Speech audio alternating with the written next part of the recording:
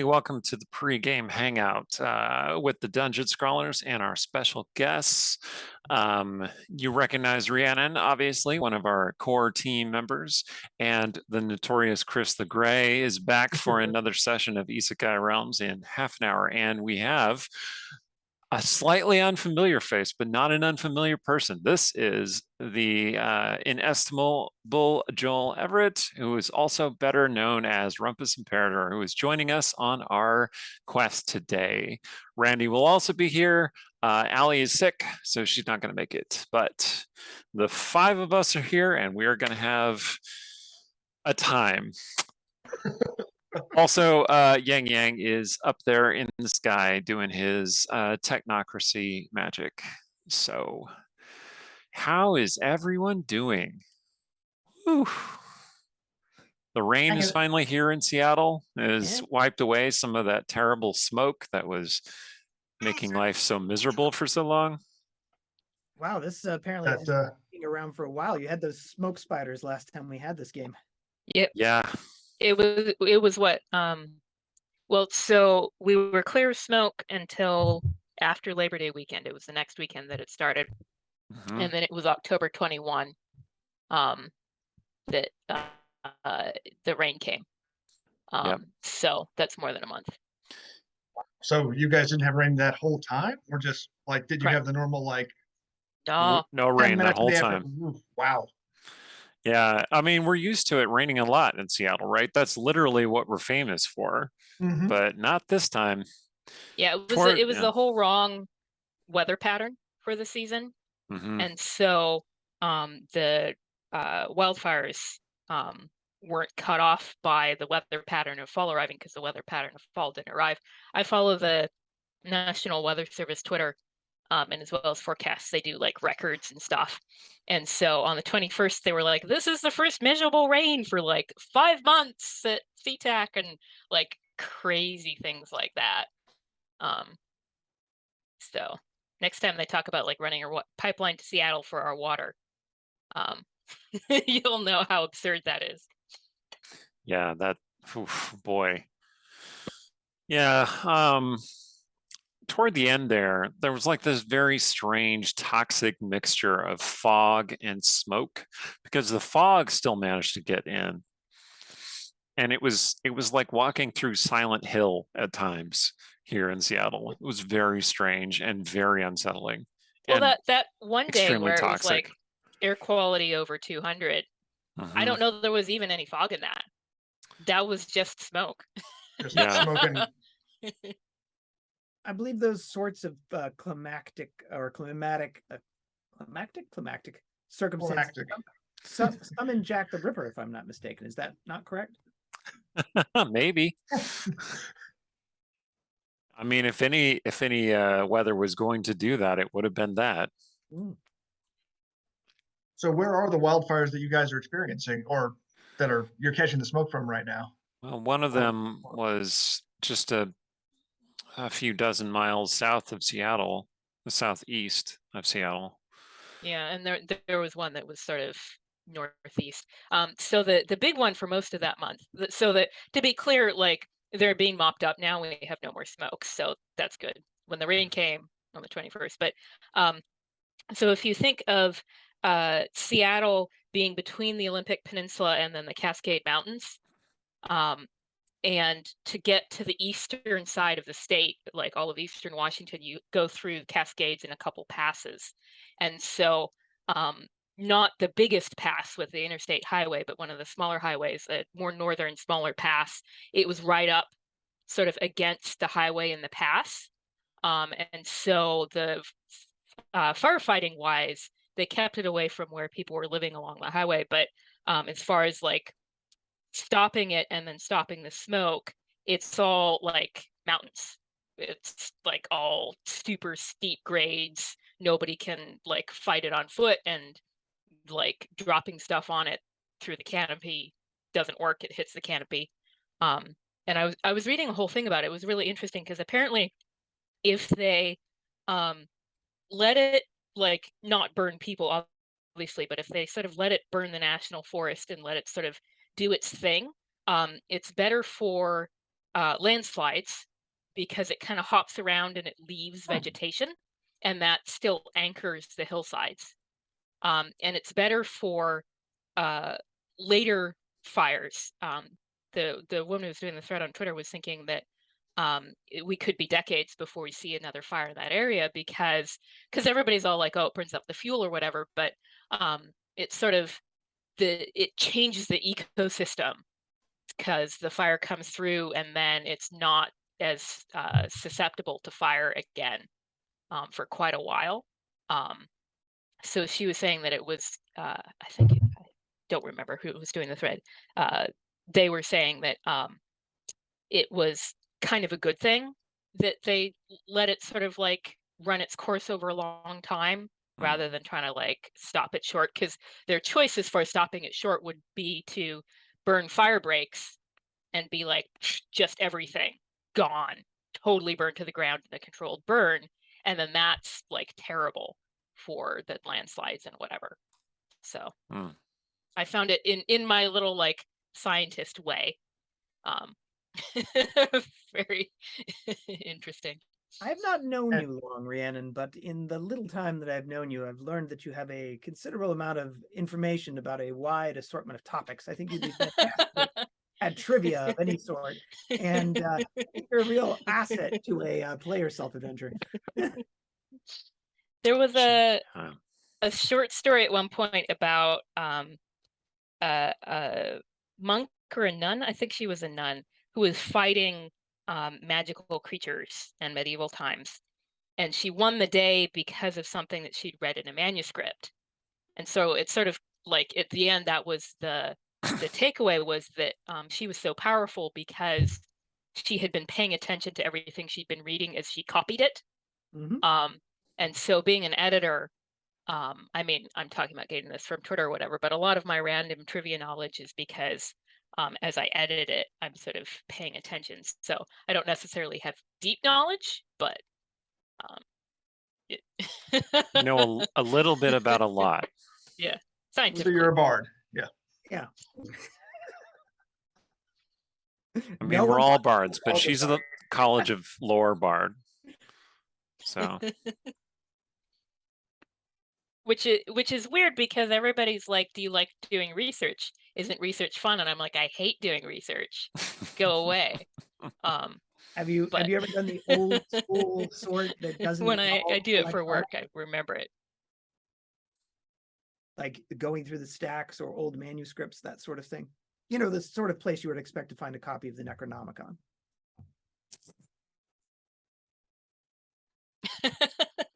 I lost the beginning of that. My internet apparently acting. I said, have you ever done that kind of research where there's no electronics involved in it, entirely old school, and the sort of place where you would expect to find an unexpected copy of the Necronomicon? I mean, I don't know about the Necronomicon. I know that the university library, I was never really quite a fan of it because it was down and the first floors were fine, but then when you got deep into the historical building, like you start sort of having random locked doors that say boiler room, which I mean, maybe there's a boiler in there. We're not sure. I mean, of course, what the first real job I had, we're doing some stuff in the basement where we stored our equipment and things. And the building was built in 1910, I think. And it was pretty janky down there because it was the sort of like old dumping ground for like tools from the building manager and whatever. And so at first it was like, oh, scary. And then after that, I was just like, no, I've seen every part of this place. I know that it's hiding is mostly like a rat or two.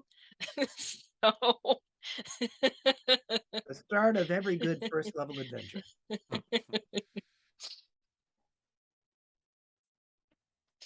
Yeah. The Yale University has a fantastic library of old, I think, medieval books in a very spooky / I forget the name of the building, but I've used it in Dresden Files role-playing games. But it is a fantastic, like, total place you'd find a random copy of the Necronomicon. Nice. I feel like you're much likely to find those in any place in New England Oh yes. than the West Coast. Although civilization in America really flows through the West Coast in terms of the true ancient nature, the Siberian land bridge. Mm. And the refugia and the coming by water, Mhm. just to be like more trivial again. Because I was going to say I'm not familiar with the term refugio. What is that?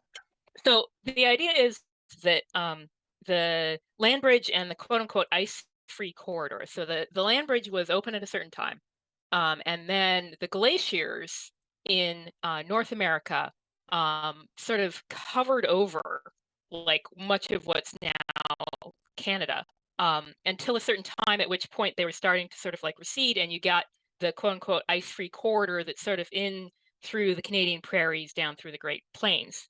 Now, the trouble with that is that that is too late for some of the dated sites. Now, there's one down in South America that's like super early, but there are various other sort of like sites popping up sort of throughout North America, and not just in like Alaska or somewhere, but that are older than that path down through the glaciers that they thought people took.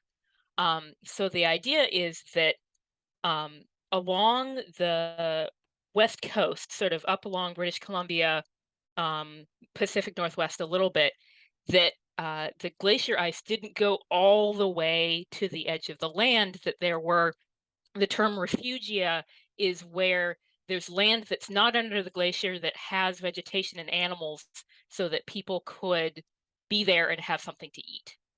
And the idea is that these people, they must have had canoes at the very least, and maybe like more boat technology than that. They didn't just come on the land and then down through the center of the continent, that they came on their canoes and sort of sailed down the coast and stopped off at little sort of like kind of islands, but I mean, they're on the edge of the glacier that's on the land, but it's kind of, as far as what's there and growing, it's kind of an island. And so that they sort of came down the coast of North America that way, and then came into sort of more Central America and then South America, and then spread out from there, allowing them to get down to South America before the ice-free corridor was open. But even among archaeologists, you'll still get some people.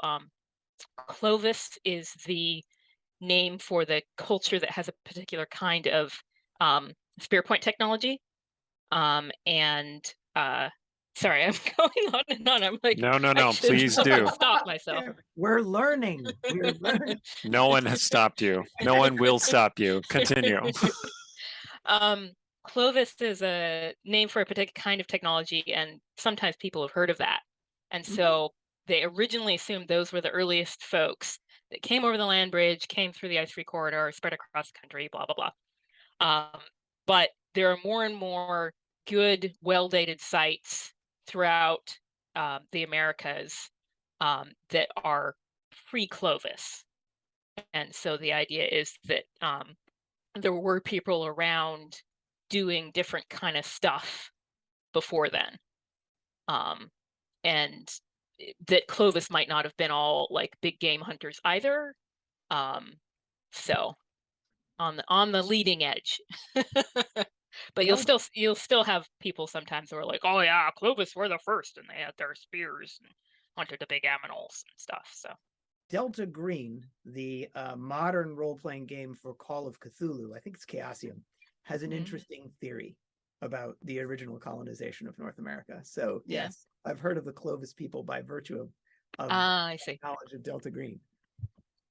That's everything I know about the Pacific Northwest comes from that. I don't know that that's a good place to get it, but that and Shadowrun, right? Yeah, of course. I of course played Shadowrun. Yeah. And Cyberpunk, to be honest. Cyberpunk 2020. Is that Pacific Northwest? West Coast. Yeah.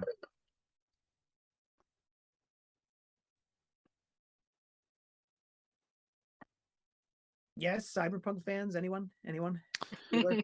A little bit, yeah. Yeah. I've been Cyberpunk's cool. in a chat, so maybe they're in the chat. I It's- have Fic- the oh, sorry. Fiction, but I haven't played much. It's a decent system. If you've ever played Top Secret, which is a percentile-based system, I or loved Call Top of Secret Cthulhu, when I was a kid. is a percentile-based system, then you know how to play Cyberpunk because it's functionally, similarly based. It's a skill-based as opposed to a level or class-based system, although they kind of have classes. And if you've played Cyberpunk 2077 and not demanded your money back, then you have a little bit of a knowledge about what the earlier Cyberpunk games were like. The first system, I think, was Cyberpunk 2020. That was back in the heady days of the 1990s or something when 2020 seemed so far away. And then that was replaced by Cyberpunk Red, which is sort of the modern version of Cyberpunk, and Cyberpunk 2077 bills itself as kind of like, oh, well, we're in the future of the Cyberpunk Red world. It's Shadowrun without the magic. So it's just Cyberpunk cyber technology, sort of classic Cyberpunk. Who's the big author that started that whole genre? Wilson? Who Gibson, Gibson, there we Gibson, go. yeah. one of them, right? Yeah. So that stuff is it's very much stolen from the pages of William Gibson and all the novels that were spawned at around that time. It's a solid system. They even have I know this because I have a lot of it on the shelves behind me. They even have a like Midnight in Night City, which is the name of the big metropolis on the West Coast that they use, which has rules for vampires and the supernatural. So there is a way Nice. to put that in there. Very cool. Yeah, I'd love to play that one of these days. I'd love to play a lot of games one of these days. That's the problem. Mhm, mhm. As I say to the players in my home game, who've been playing it for 12 years with no sign of it not going for another 12, when we're all in a nursing home, they will have perfected VR technology. So there'll just be a person who comes around and, feeds you and then just adjusts the Oculus headset. So you'll be all set. Nice. Yeah, I was just having that conversation earlier today about when we retire, we're all going to go play video games all day. It's going to be amazing. And everyone I was having lunch with at work was like, yeah, that's funny. Yeah, I'm looking forward to that. And I said, yeah, I made the mistake of saying that in front of my wife. And she was like, am I there in your vision for the future? And I'm like, yeah, of course. Yeah, Of course. She's not really a video gamer herself. Although, I mean, there are a few exceptions. Has she ever played D&D? Yes. I feel there's a story there, Eric. Well, she's played D&D exactly twice with us. Once was an Eberron game that didn't really work out very well because I tried to build her a too complicated character and she just wanted to hit things. So the next time we played D&D, I just made her a fighter, barbarian, something like that. And she doubled as the damage output, the tank, and, well, I guess this is tripled damage output, tank, and lockpicker. Now, how is the barbarian the lockpicker, you ask? And the answer is she picks up the goblin bodies and throws them at the doors until the door breaks open. If brute force isn't working, you're not using enough of it. And the traps would go off and, destroy the goblin body, but they wouldn't hit her. It was brilliant. Like a problem. Yeah, Sure. I couldn't keep gaming with her because she'd just break every game because she's too clever. So also it's not really her thing. So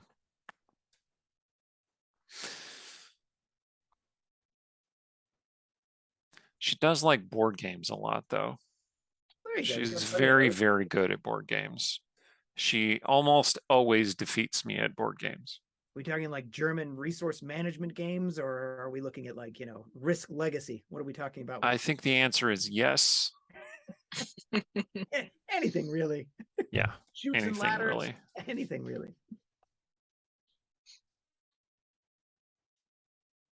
Well, so before we go too far, is my shirt legible on the camera? I want to call it out if There people are can't. animals, and they are of the world. Yes. Okay. So You I can't just read the wanted small to. print.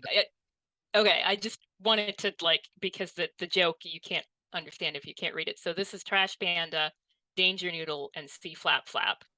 And so there's the rest of them from the meme as well. There's Formal Chicken, Booble Snoot, Tiger Pony, Death Floof, Leatherbird, and Murder Log.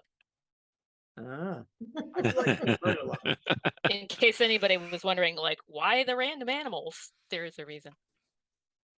A method to your madness, if it will, as it will. Are you trying to give Chris ideas for the game? Or? Well, actually, the flying invisible manta rays is from one of my books. So I'm already got those on the brain. Nice. Did you commission the shirt, or is it just Nope. sheer coincidence? Nope, just coincidence. Oh. There was a meme for a while where people were doing all kinds of different ones, and I know Trash Panda is one that has gone out into the internets at large. Yes. And I think these are some of the most common ones. There was a whole bunch of different ones, and not all of them stuck. So now it has. I'm sure it's an elder millennial meme by now. Gen Z probably are done with it. But what's the dice damage on the breath weapon for an elder millennial? Eric, do you have that information? Say that one more time. I said, what's the dice damage on the breath weapon for an elder millennial?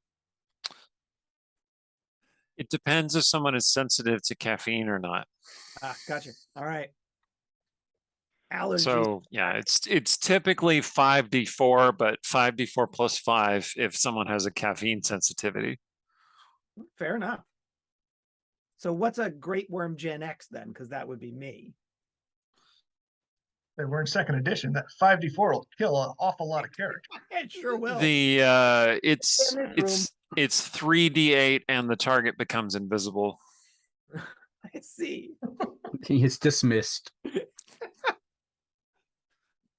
I was gonna say Gen X. It couldn't be bothered to attack something anyway. So. Gen Xers are notorious lurkers, which is a 4th edition term. So I think it's very appropriate. The invisible edition. Anyway. You can't blame me for that one. I had nothing to do with 4th edition. My entire generation.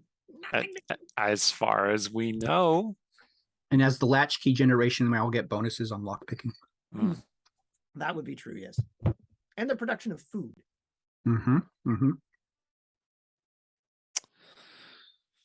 Yes. I am an elder millennial myself. Some people call us zillennials, and I'm like, no. Let Gen X be Gen X. It's okay. I agree. Let them have their own generation. They get very little otherwise. The Oregon Trail generation. That's the one I like. So the Oregon Trail generation is the zillennial generation. Well, no, we're not doing the Zill. Right. The elder millennials. So I think that's a better term. Oregon Trail generation. Oregon Trail come out in? Does anyone know? I mean, I'd have to ask the internet. Tell me, internet. Is that early 80s, I think. I would say right? it's definitely, yeah. If it's early 80s, then it's solid. It's a solidly Gen X product. Well, okay. 70s, it says. Oh, even better. So my first. But I mean, it's not just about the game existing. It's about the formativeness of having that be something that you played a lot, and it was one of the first computer games that you were playing.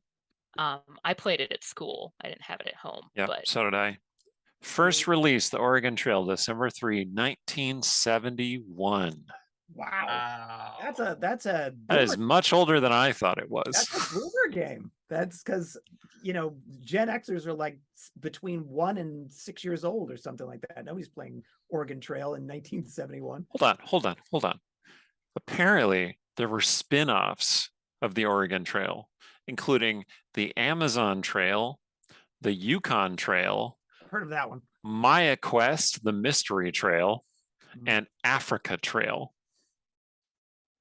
Okay. Whoa. Began in school. That's interesting. I didn't know that. Well, I think the original intent was to, produce like a edutainment sort of thing. Yes. Like it this learning was, school. yeah. So it makes sense that, you'd use it in schools and I mean, I actually was in elementary school in Oregon. So yeah.